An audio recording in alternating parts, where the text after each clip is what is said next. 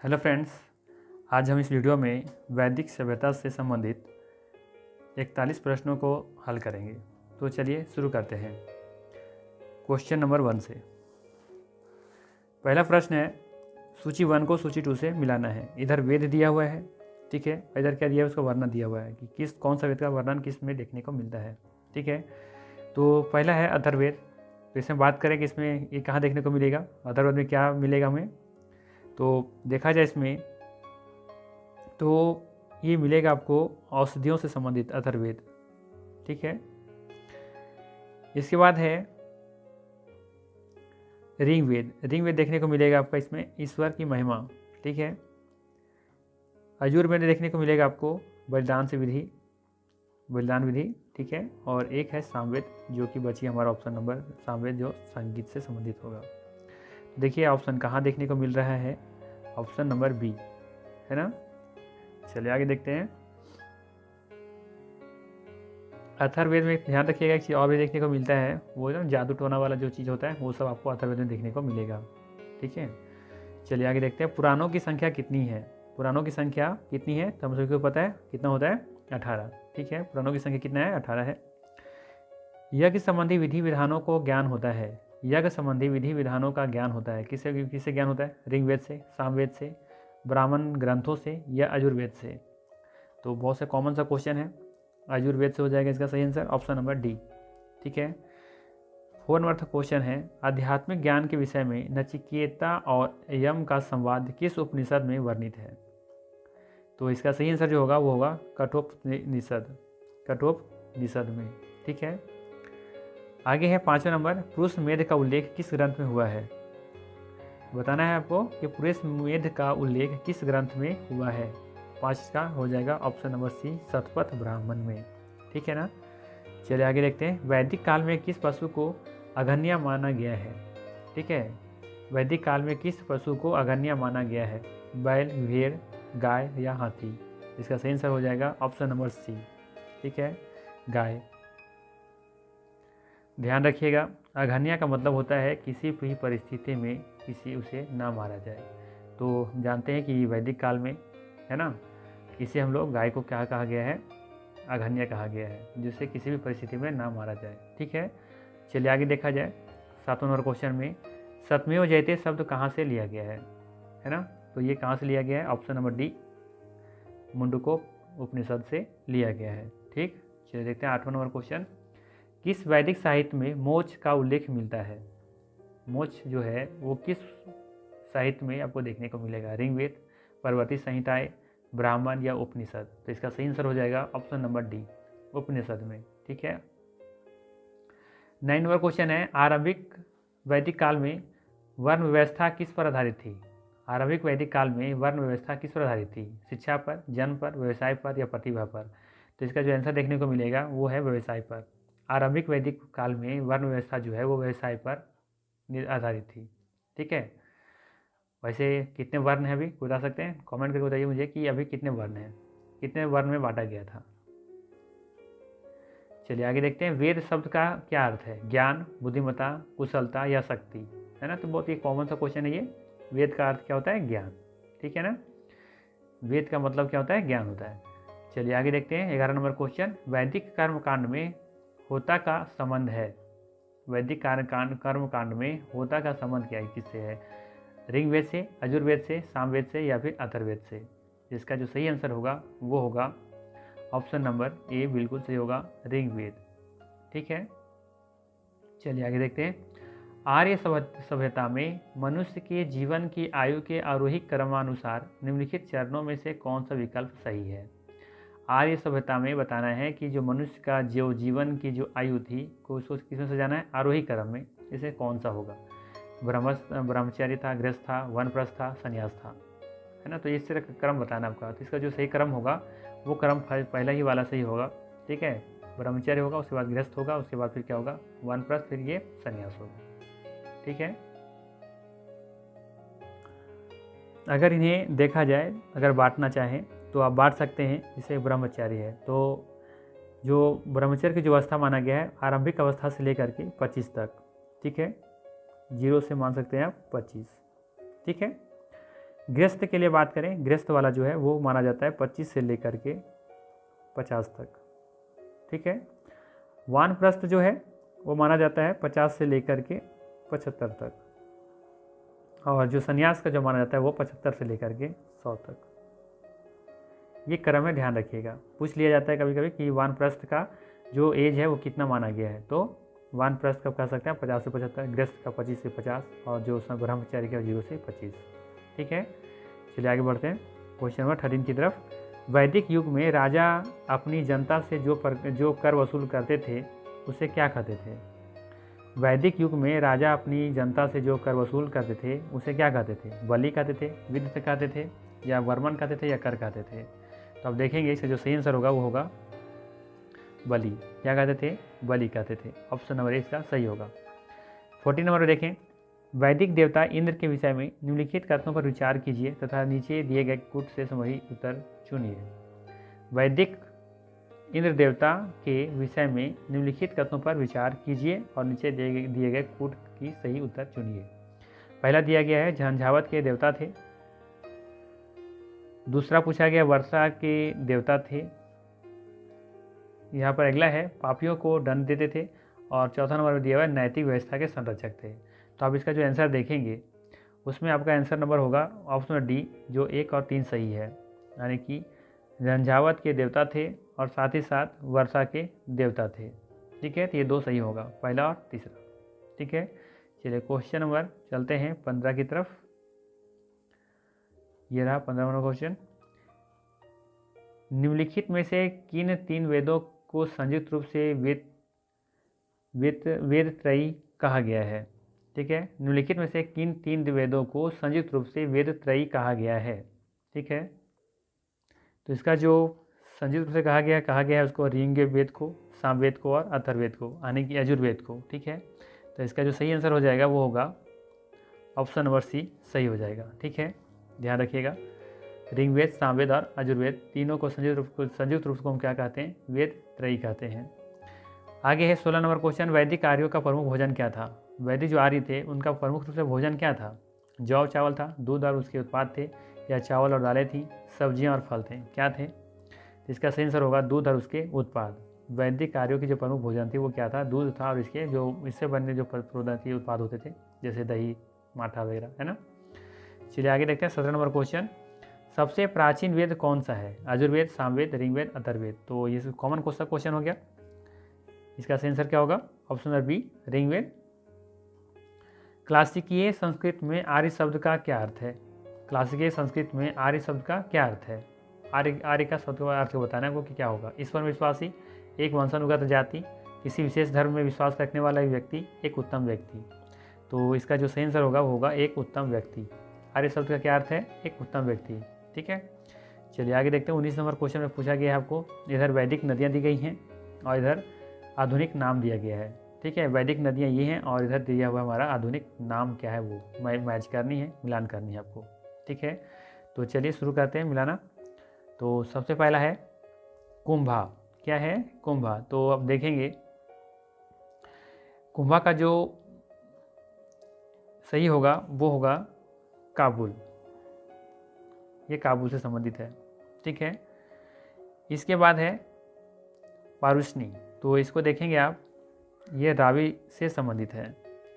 सदानीरा ये से इसके संबंधित है, ये संबंधित है आपका गंडक से। और बच गया बाकी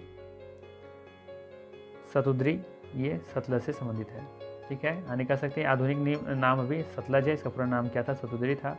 सदानीरा का अब जो नया नाम है, आधुनिक नाम है वो गंडक है। पहले उसको सदानीरा के नाम से जानते थे, जबकि पारुष्णी का पूरा नाम क्या था?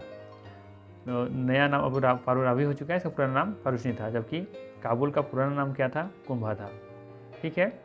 तो इस हिसाब से आप देख लीजिएगा मैच करके कौन सा होगा। ऑप्शन नंबर जो भी वो देख लीजिएगा एक बार, ठीक है। बट आपको मैंने यहाँ मिला दिया है, ठीक है। चलिए क्वेश्चन नंबर 20 है, अवेस्ता और ऋग्वेद में समानता है। अवेस्ता किस क्षेत्र से संबंधित है? अवेस्ता ऋग्वेद में देखेंगे कि दोनों में क्या है? समानता है। ये दोनों ये जो है अवेस्ता जो है वो किस क्षेत्र से संबंधित है ये बताना है आपको। भारत से, ईरान से, इजराइल से या मिस्र से? तो इसका जो सही आंसर होगा वो होगा ईरान से। ऑप्शन नंबर बी इसका सही है होगा, ठीक है, ईरान से। चलिए 21 नंबर देखते हैं। किस वैदिक ग्रंथ में वर्ण शब्द का सर्वप्रथम नमोल्लेख मिलता है? किस वैदिक ग्रंथ में वर्ण शब्द का सर्वप्रथम नमोल्लेख मिलता है? यानी कि किस ग्रंथ में बताना है आपको कि इसका वर्ण का उल्लेख मिलता है सबसे पहले। ठीक है, तो इसका जो सही आंसर होगा वो होगा ऋग्वेद। क्या होगा? ऋग्वेद। ठीक है, ऑप्शन नंबर ए इसमें सही हो जाएगा। चलिए 22 की तरफ पढ़ते हैं। 22 नंबर, ये रहा 22 नंबर। 22 नंबर में पूछा गया है, वैदिक नदी अस्किनी की पहचान निम्नांकित नदियों में से किस एक के साथ की जाती है? जो अस्किनी है ना, इसे बताना है कि किस नदी के साथ पहचान की जाती है, बताना है आपको। व्यास, रावी, चिनाब या झेलम। तो इसका जो सही आंसर होगा वो होगा चिनाब। ठीक है, ध्यान रखिएगा, जो वैदिक नदी अस्किनी है उसकी पहचान चिनाब के साथ की जाती है। चलिए फिर से आ गया सूची 1 सूची 2 को साथ मिलाने के लिए। इधर एक तरफ वेद दिया हुआ है, ठीक है, और दूसरी तरफ ब्राह्मण दिया हुआ है। एतेराय ब्राह्मण है, सतपथ ब्राह्मण है, पंचविश ब्राह्मण है, गोपथ ब्राह्मण है। किससे कौन संबंधित है ये आपको बताना है। ठीक है, तो चलिए मिलान करते हैं।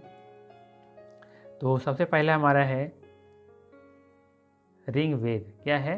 ऋग्वेद। तो आप देखेंगे कि ऋग्वेद से संबंधित जो है वो है एतेराय ब्राह्मण से। ठीक है, इसके बाद है सामवेद, तो ये पंचविश से संबंधित है। अथर्ववेद, ये अथर्ववेद आपका हो जाएगा गोपथ से संबंधित, जबकि यजुर्वेद किससे संबंधित है? सतपथ ब्राह्मण से। ठीक है, इसे आप मैच कर लीजिएगा एक बार कौन सा होगा। ठीक है, वीडियो पॉज करके एक बार मिला लीजिएगा। 24 नंबर में है, निम्नलिखित 4 वेदों में से किस एक में जादुई माया और वशीकरण का वर्णन मिलता है? अभी मैंने बताया क्या ना, जादू टोना वाला कहानी किस में मिलेगा आपको? अथर्ववेद में, है ना। अथर्ववेद कैसे याद रख सकते हैं? याद रखने का तरीका सिंपल सा है। अथर्ववेद मतलब कि होता है ना, एक इससे मीनिंग निकाल थरथराना, तो जादू टोना लोग देख करके थरथरा जाते हैं, है ना, तो ये अथर्ववेद कह सकते हैं। इसका आंसर होगा जादुई टोना वाला। जादुई माया हो गया, वशीकरण हो गया, सब आपको अथर्ववेद में देखने को मिलेगा। ठीक है, चलिए आगे देखते हैं। 25 नंबर क्वेश्चन, निम्नलिखित में वैदिक देवताओं में किससे उनका पुरोहित माना जाता था? निम्नलिखित वैदिक देवताओं में किसे उनका पुरोहित माना जाता था? अग्नि, बृहस्पति, यदौंस या फिर इंद्र? किसका होगा सही आंसर बताइए। इसका जो सही आंसर होगा वो होगा बृहस्पति। ठीक है, क्या हो जाएगा? बृहस्पति। आगे है, ऋग वैदिक काल में निष्क किस अंग का आभूषण था? ऋग वैदिक काल में जो निष्क था, है ना, ये जो निष्क था किस अंग का आभूषण था? कान का, गले का, बाहु का या फिर कलाई का? बाहु मतलब हाथ, भुजा, है ना, तो किसका सही आंसर होगा इसका? तो इसका जो सही आंसर है वो है गले का, ऑप्शन नंबर बी। जो ऋग वैदिक काल में जो निष्क होता था वो गले का एक आभूषण था। ठीक है ना, चलिए आगे देखते हैं। 27 नंबर, निम्नलिखित में से कौन सा विलेख ईरान से भारत में आर्यों के आने की सूचना देता है? निम्नलिखित में से कौन सा विलेख ईरान से भारत में आर्यों के आने की सूचना देता है? मानसेहरा, शाहबाज गढ़ी, जूनागढ़ या फिर बोगजा कोई? इसका जो सही आंसर होगा वो होगा बोगज कोई, ऑप्शन नंबर सी बिल्कुल इसका सही हो जाएगा। ठीक है, चलिए 28 नंबर क्वेश्चन देख लेते हैं। सतपथ ब्राह्मण में उल्लेखित राजा वीरेश माधव से संबंधित ऋषि कौन थे? सतपथ ब्राह्मण में उल्लेखित राजा विदेश माधव से संबंधित ऋषि कौन थे? ऋषि भारद्वाज, ऋषि विशिष्ट, ऋषि विश्वामित्र, ऋषि गौतम रघुगुण?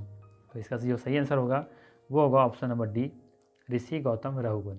ठीक है, चलिए आगे देखते हैं। 29 नंबर में क्वेश्चन में है कि महाभारत मूलतः किस रूप में जानी जाती है? तो ये तो बहुत सा कॉमन सा क्वेश्चन हो गया। जय संहिता, ऑप्शन नंबर डी इसका सही होगा। गोत्र शब्द का प्रयोग सर्वप्रथम हुआ था, गोत्र शब्द का जो प्रयोग हुआ था वो सर्वप्रथम किस वेद में हुआ था, ये आपको बताना है। इसका जो सही आंसर होगा वो होगा ऋग्वेद। ठीक है, ऋग्वेद से संबंधित है गोत्र शब्द का। ठीक है, चलिए 31 नंबर क्वेश्चन देखते हैं। ऋग्वेद में उल्लेखित प्रसिद्ध 10 राजाओं का युद्ध किस नदी के किनारे लड़ा गया था? ऋग्वेद में उल्लेखित प्रसिद्ध 10 राजाओं का जो युद्ध हुआ था वो किस नदी के किनारे लड़ा गया था? पारुष्णी नदी, सरस्वती नदी, विपाशा नदी, अस्किनी नदी? तो इसका जो सही आंसर होगा वो होगा पारुष्णी नदी। क्या होगा? पारुष्णी नदी। कमेंट करके बताइए कभी ये पारुष्णी नदी कहाँ देखने को मिलेगा। ठीक है, और आप तो जानते ही होंगे कि सरस्वती नदी जो भी है वो विलुप्त हो चुकी है। ठीक है, और ये भी जानते होंगे आप लोग कि गंगा, जमुना, सरस्वती, ये तीनों का संगम कहाँ है? ये तीनों का संगम कहाँ है? ये संगम है प्रयागराज में। कहाँ है? प्रयागराज। कहाँ है प्रयागराज? यूपी में है। इसका पूरा नाम क्या था? इलाहाबाद। ठीक है ना। चलिए आगे देखते हैं 32 नंबर। निम्न में से किस नदी को ऋग्वेद में माते तमा, देवी तमा एवं नदी तमा से संबोधित किया गया है? किस नदी को ऋग्वेद में, किसमें? ऋग्वेद में माते तमा, देवी तमा और साथ साथ नदी तमा से संबोधित किया गया है? सिंधु को, सरस्वती को, वितस्ता को या यमुना को? तो अब देखेंगे इसका जो सही आंसर होगा वो होगा बी नंबर, सरस्वती को, जो अभी विलुप्त हो चुकी है ना। चलिए 33 नंबर क्वेश्चन देखते हैं। किस वेद में सभा और समिति को प्रजाति की 2 पुत्रियां कहा गया है? किस वेद में सभा और समिति को प्रजापति की 2 पुत्रियां कहा गया है? ऋग्वेद, सामवेद, यजुर्वेद या फिर अथर्ववेद? तो इसका जो सही आंसर होगा वो होगा ऑप्शन नंबर डी, अथर्ववेद। ठीक है। चलिए 34 नंबर क्वेश्चन देख लेते हैं।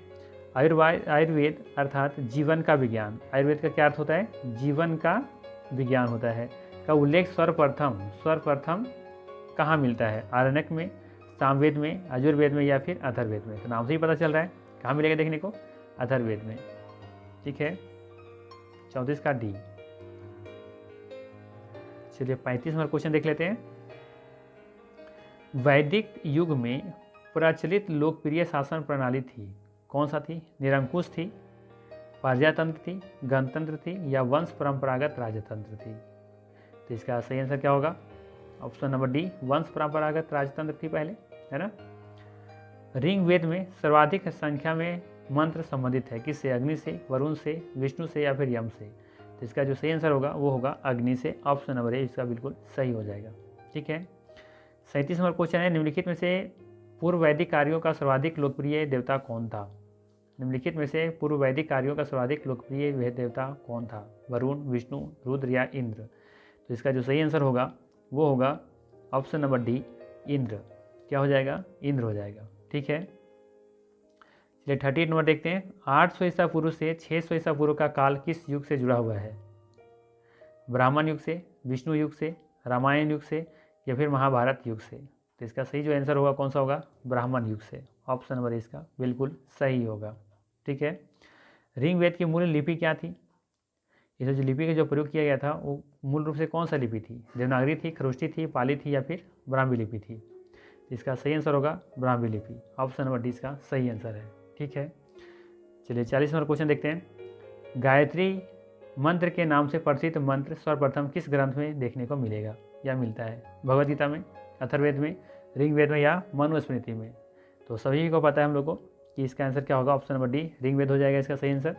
गायत्री मंत्र कहाँ देखने को मिलता है? ऋग्वेद में। और आज का अंतिम क्वेश्चन, लास्ट क्वेश्चन, वैदिक नदी कुंभा का स्थान कहाँ निर्धारित होना चाहिए? वैदिक नदी जो कुंभा है का स्थान कहाँ निर्धारित होना चाहिए? अभी कुंभा का नाम आया था ना, याद है पीछे अभी? तो इसका जो स्थान है वो कहाँ होना चाहिए? कहाँ पे है ये? अफगानिस्तान में, चीनी तुर्किस्तान में या कश्मीर में या फिर पंजाब में? तो इसका जो सही आंसर है वो है अफगानिस्तान में। ठीक है। तो कोई पूछे कुंभा नदी कहाँ है तो ये अफगानिस्तान में है। ठीक है। बाकी यहाँ पे कुछ पॉइंट्स है, इसको आप स्क्रीनशॉट करके रख सकते हैं। ठीक है। अगर आपके लिए इम्पोर्टेंट है तो ये देख सकते हैं, इसको नोट कर सकते हैं, स्क्रीनशॉट लेकर रख सकते हैं। ठीक है। बाकी मिलते हैं फिर नेक्स्ट वीडियो में। नेक्स्ट जो हमारा वीडियो होगा वो होगा बौद्ध धर्म और जैन धर्म से संबंधित कुछ प्रश्न। ठीक है। तो देखना ना भूलिएगा। ठीक है। तो चलिए मिलते हैं नेक्स्ट वीडियो में। Thank you.